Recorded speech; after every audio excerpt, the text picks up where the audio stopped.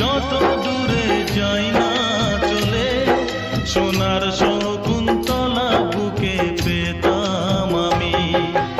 আংটি থাকুক না থাকুক তার আঙুলে, যেতাম না কখনো যে তাকে ভুলে। দুষ্মন্ত রাজা যদি হতাম আমি, শকুন্তলাকে চিনে নিতাম আমি। আংটি থাকুক না থাকুক তার আঙুলে, যেতাম না কখনো যে তাকে ভুলে।